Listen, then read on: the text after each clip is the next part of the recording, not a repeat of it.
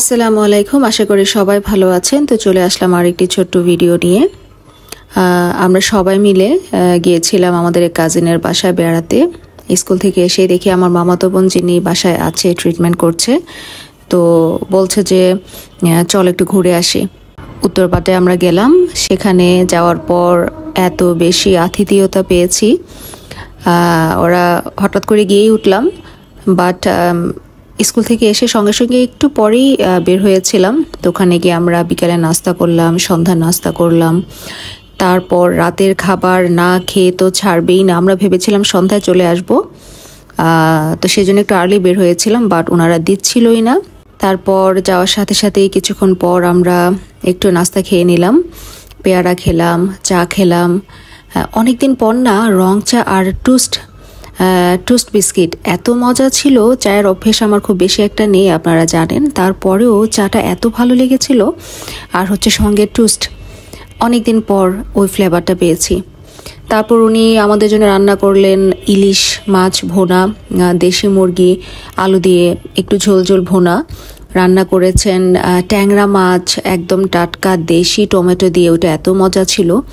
তারপর করেছেন পালং শাক চিংড়ি দিয়ে আর একটু সামান্য চিকন করে আলু দিয়ে কেটে। প্রত্যেকটা রান্না এত বেশি মজা ছিল।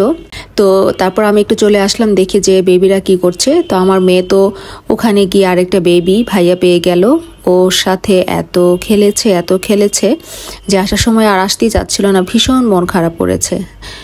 তো খুব ভালো সময় কাটছিল ওর, আমি একটু পরপরে গিয়ে দেখছিলাম। তারপর আমার ছোট ভাইয়ের যে পিচ্চিটা, সেও দেখে যে ওদেরকে দেখে দেখে এত এক্সাইটেড। এক কথায় পিচ্চিগুলোর খুব ভালো সময় কেটেছে।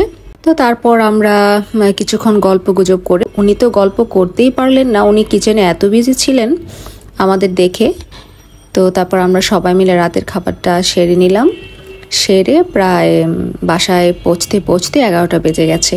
তো যদিও অনেক ক্লান্ত ছিলাম, সারাদিন অফিস করে অপ্রস্তুতভাবেই বের হয়েছিলাম যে একটু দেখা করে চলে আসব।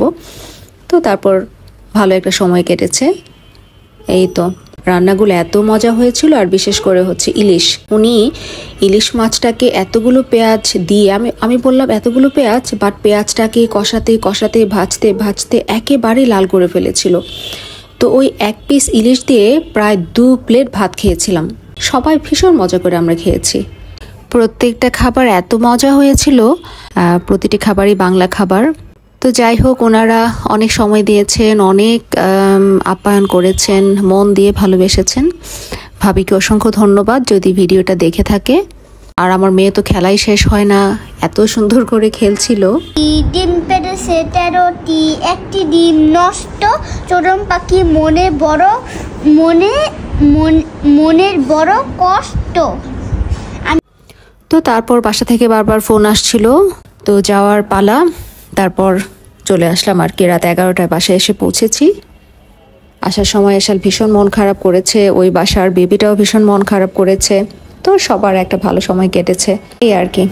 সবাই অনেক অনেক ভালো থাকবেন। আজকে এখানে রাখছি, আল্লাহ হাফেজ।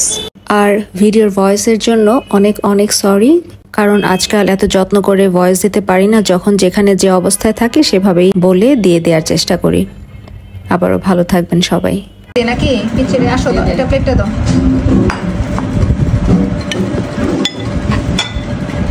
আলু দিয়ে দাও আপনার, হ্যাঁ আসলে চুল দিয়ে দাও। এসো তোমাকে চুল দেই, তুমি ওখানে যাও।